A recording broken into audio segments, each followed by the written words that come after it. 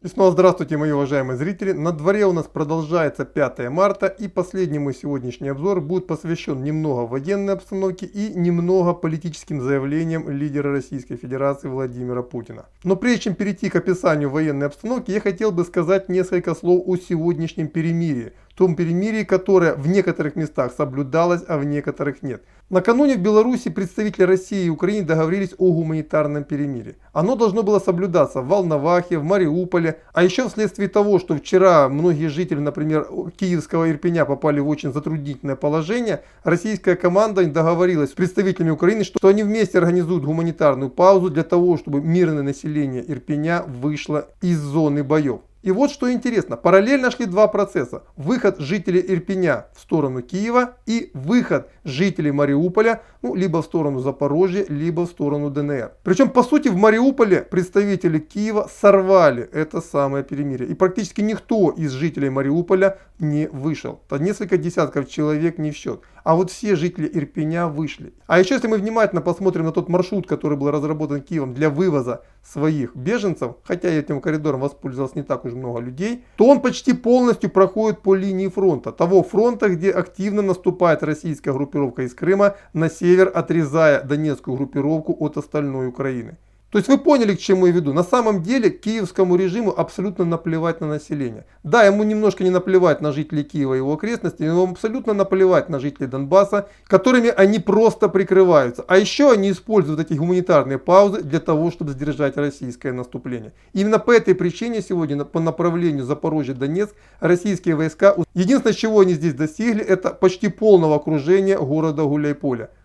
Они охватили его с запада и с востока и оставили только узенькую дорогу для того, чтобы гарнизон города мог выйти.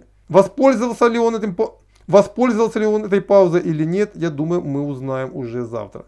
Тем не менее, именно в связи с гуманитарной паузой сегодня активных боевых действий не наблюдалось ни под Киевом, ни под Харьковом, ни уже, как я сказал чуть ранее, на запорожском направлении. Но, как мы знаем, сегодня была очень большая активность в Николаевской области в районе Вознесенска, где российская армия перешла на правый берег Буга. Новых данных по состоянию на вечер я пока не получил. Очень надеюсь, что я получу их завтра. Также мне жители Николаева сообщили о том, что у них там что-то серьезно зашумело. Не думаю, что это штурм города, тем не менее очень сильно стреляют. И также войска ЛНР постепенно сегодня вклинивались в расположение украинской армии между Изюмом и Рубежным. То есть на самом деле примерно на половине фронта боевые действия сегодня не велись из-за перемирия. А на остальных участках российские войска атаковали и шли вперед. Это что касается ситуации на фронте. Но, как я сказал в самом начале, я бы очень хотел обратить внимание на одну фразу, которую сегодня сказал президент Владимир Путин.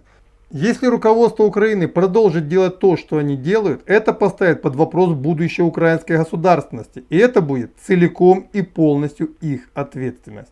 А как мы знаем, президент Российской Федерации ничего просто так не говорит. И я могу прийти к выводу, что вот сегодня Путин сделал Зеленскому свое последнее предупреждение. Если еще раз Зеленский его надует, либо не захочет идти ни на какие серьезные переговоры, то уже в следующий раз российские требования будут другими. Либо вообще Россия перестанет выдвигать президенту Зеленскому какие бы то ни было требования. Она просто перестанет его считать президентом и будет добиваться полного уничтожения Украины как государства. И на самом деле, если в Украине еще остались вменяемые элиты, я бы на их месте серьезно об этом задумался. Вот это то, что я хотел сказать сегодня. На этом по этой теме у меня пока все. До свидания. Следующий мой обзор должен выйти завтра утром.